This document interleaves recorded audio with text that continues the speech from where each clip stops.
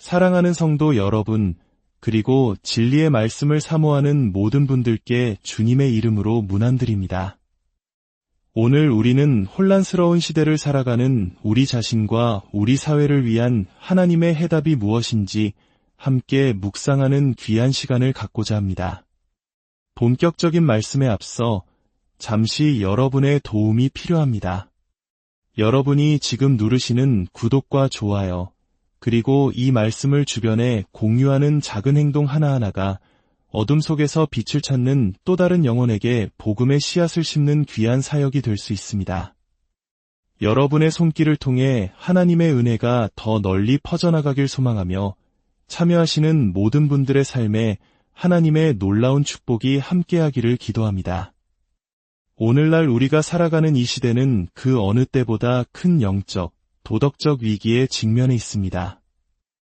다음 세대를 이끌어갈 우리 자녀들은 학교와 사회에서 하나님을 대적하는 가치관과 혼란스러운 이념들의 무방비로 노출되어 있습니다.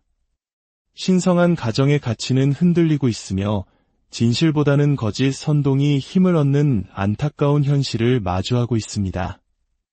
한때 기도의 능력으로 세워졌던 믿음의 공동체들이 어쩌다 이 지경에 이르렀을까요? 건국의 아버지들이 기도로 나라의 초석을 놓았던 그 순수한 신앙은 어디로 사라지고 이제는 하나님의 존재를 부정하는 사상들이 다음 세대의 마음을 병들게 하고 있는 것일까요? 사랑하는 여러분, 공교육 현장에서 우리 자녀들이 무엇을 배우고 있는지 관심을 가지십시오. 우리의 자녀들은 교육 시스템의 소유물이 아니라 하나님께서 우리에게 맡기신 귀한 영혼들입니다. 그들의 영혼을 지키는 것은 바로 부모된 우리, 그리고 이 시대를 살아가는 믿음의 세대인 우리의 책임입니다. 정보를 얻고 영적으로 깨어 있사옴에 참여해야 합니다. 그렇다면 이 깊은 어둠 속에서 우리가 찾아야 할 해답은 무엇일까요? 그 해답은 인간의 지혜나 세상의 방법에 있지 않습니다. 해답은 바로 하나님의 말씀, 역대하 7장 14절에 명확히 기록되어 있습니다.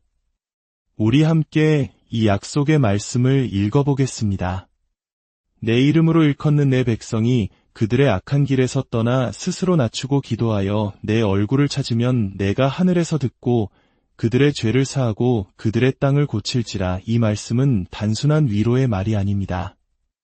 이것은 하나님의 조건부 약속입니다. 만약 너희가 이렇게 행한다면 그러면 내가 이렇게 행하리라는 하나님의 분명한 선포입니다.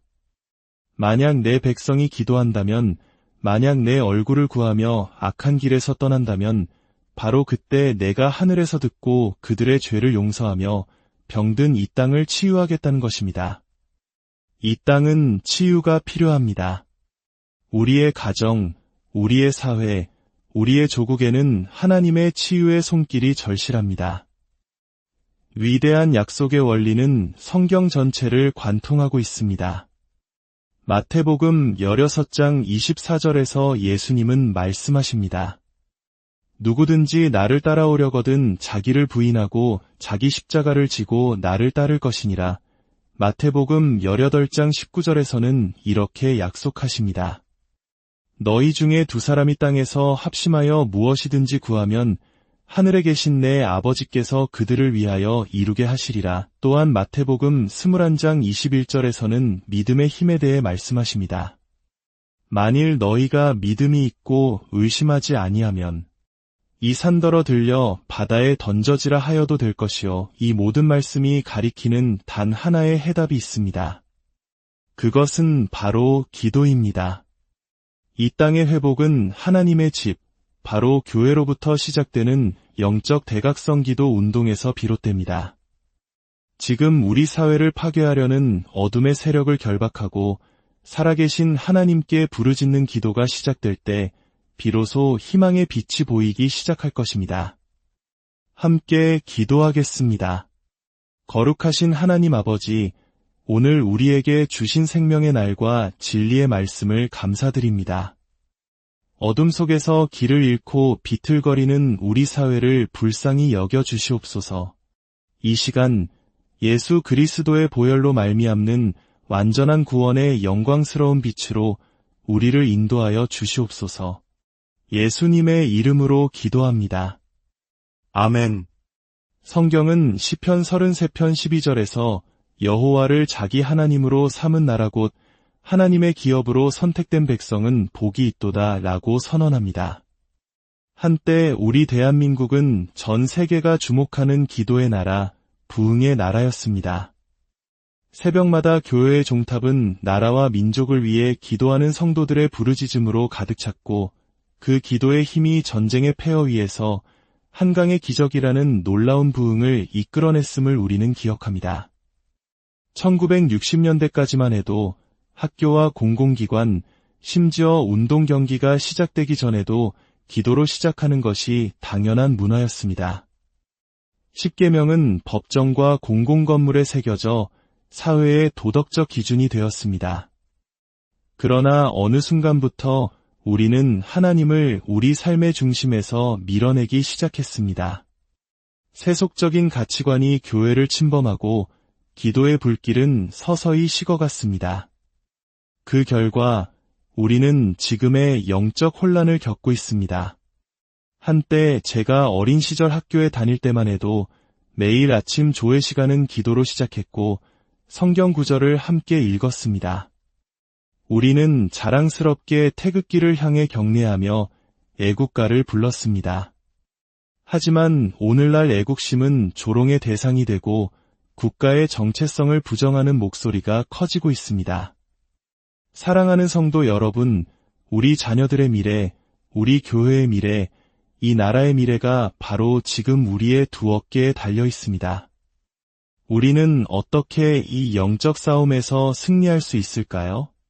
그 해답은 바로 전국적인 기도 운동을 다시 일으키는 것입니다. 제가 말하는 기도는 단순히 암송하는 주문이나 형식적인 기도가 아닙니다. 하늘의 권세 잡은 자들, 악한 영들을 대적하는 영적 전쟁으로서의 기도입니다. 성경은 말합니다. 무엇이든지 너희가 땅에서 매면 하늘에서도 매일 것이요 무엇이든지 땅에서 풀면 하늘에서도 풀리리라. 사도 바울은 우리에게 권면합니다. 하나님의 전신갑주를 입고 마귀의 간계를 능히 대적하라. 우리에게는 어둠의 권세를 이길 수 있는 강력한 영적 무기가 주어졌습니다. 기도의 목적은 하나님께 명령하는 것이 아닙니다. 기도의 목적은 하나님으로부터 명령을 받는 것입니다. 예수님은 제자들에게 설교하는 법을 가르치지 않으셨습니다.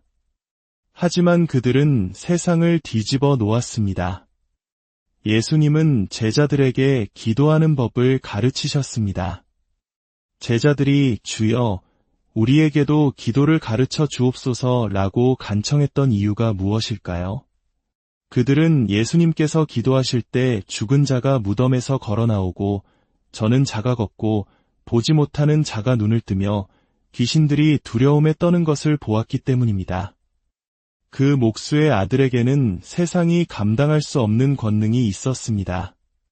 기도는 질병을 고치고 절망의 쇠사슬을 끊어냅니다. 기도만이 우리 개인과 가정, 그리고 이 나라를 묶고 있는 어둠의 사슬을 끊어낼 수 있습니다. 예수 그리스도의 교회여, 어둠의 왕자가 가하는 공격에 대해 더 이상 불평만 하지 마십시오. 그를 공격하고 결박하고 짓밟으십시오. 여러분의 발로 사탄의 머리를 밟으십시오. 너를 치려고 제조된 모든 연장이 쓸모가 없을 것이라.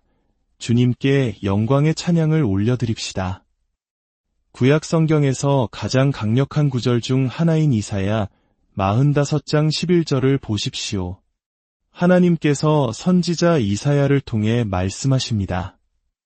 너희는 내게 명하라. 저를 따라 해보십시오. 내게 명하라. 이 말씀의 의미를 깊이 생각해 보십시오. 우리가 이 땅에서 행하는 것이 하늘에서 하나님께서 하실 수 있는 일을 결정한다는 것입니다. 우리가 땅에서 선포하기 전까지는 하늘의 문은 닫혀 있습니다.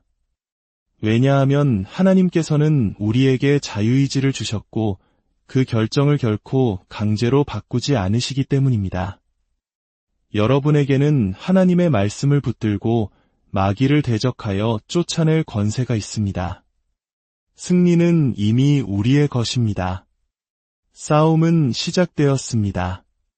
하나님의 전신갑주를 입고 승리를 위해 싸우십시오.